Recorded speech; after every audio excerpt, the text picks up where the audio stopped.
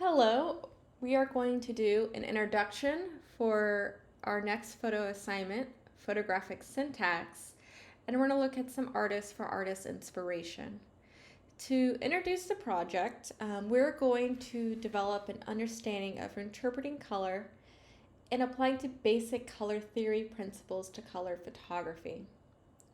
So, just as syntax is important in understanding written and spoken languages, there are elements of a photograph that contribute to its interpretation.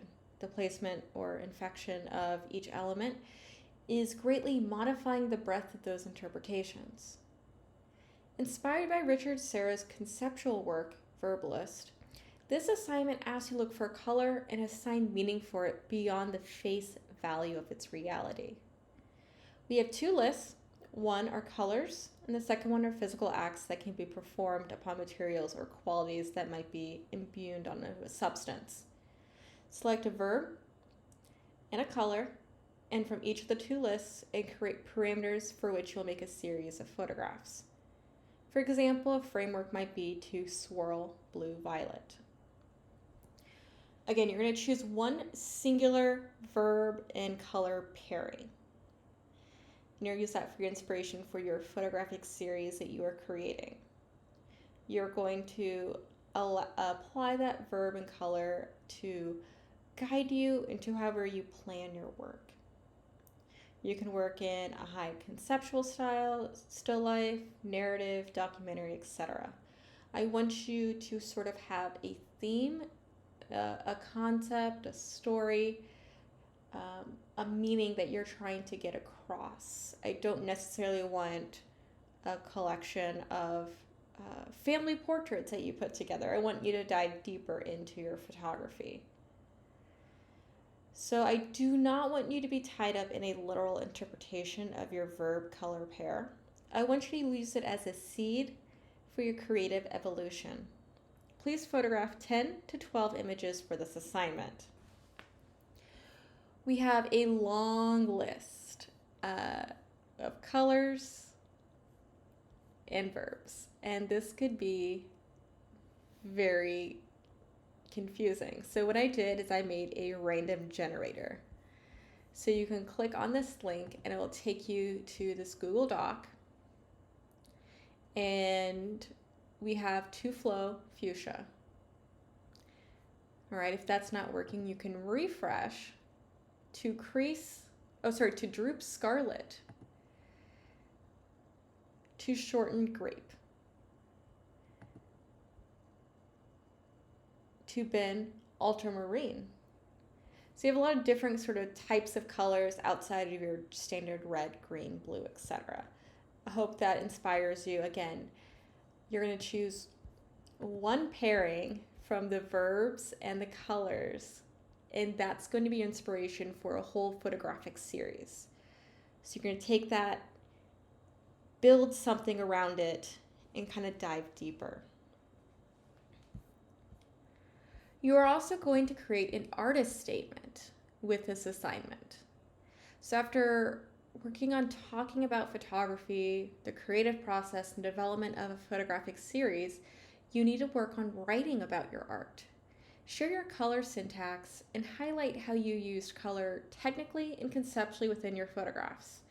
Statements should be clear in the intent and message of the project. I don't want to read, I want the viewer to form their own narratives. I want you to tell us what you mean. How do the colors, why did you choose the color?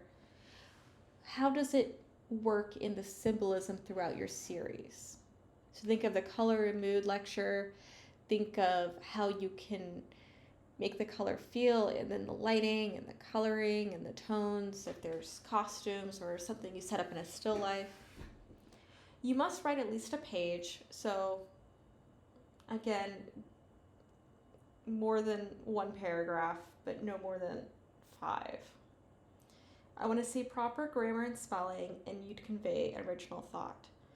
If you're struggling on writing, we do have a writing center at the Learning Commons on campus, and I believe they probably have something more virtual for those of you that are unable to make it on campus. So you're going to submit your assignment. I don't want you to make major color shifts in the software. So I don't want you to turn a red car into blue. But you can use, say, the color grading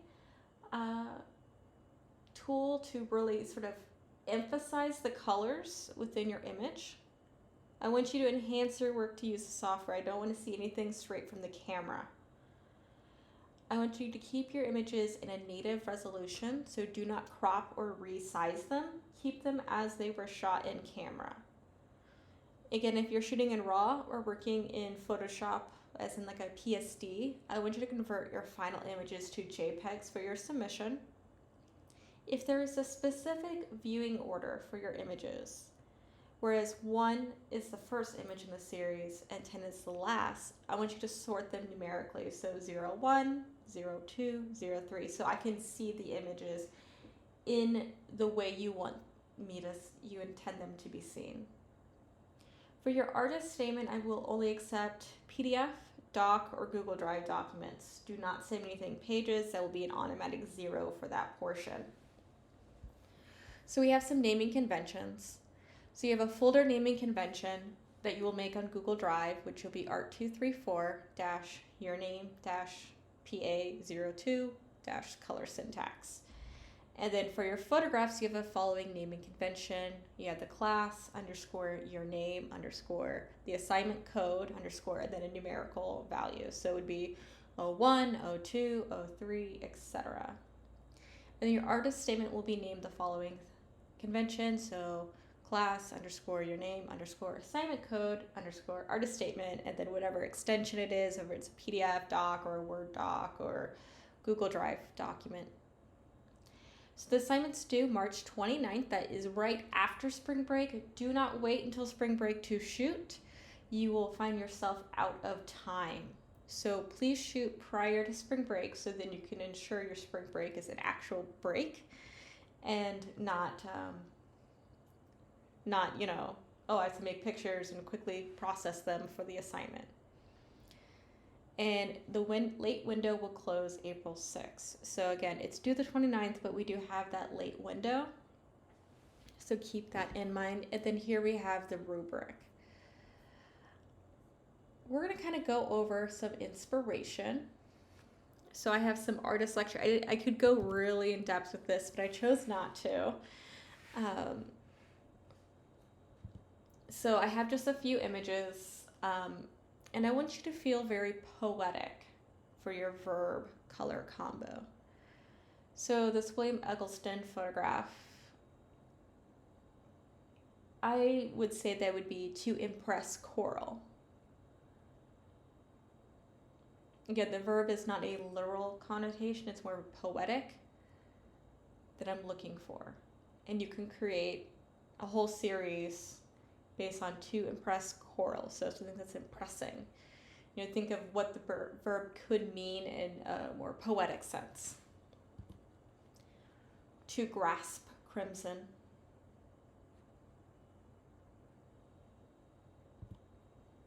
To wrap green.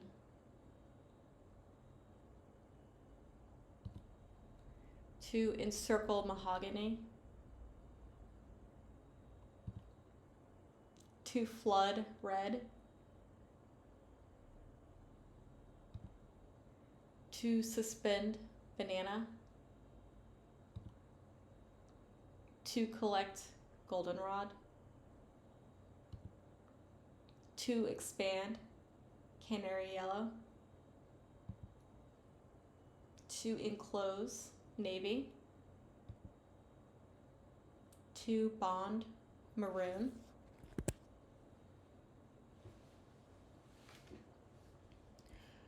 So we also have some examples from Renee Dennison, who taught this course prior to myself.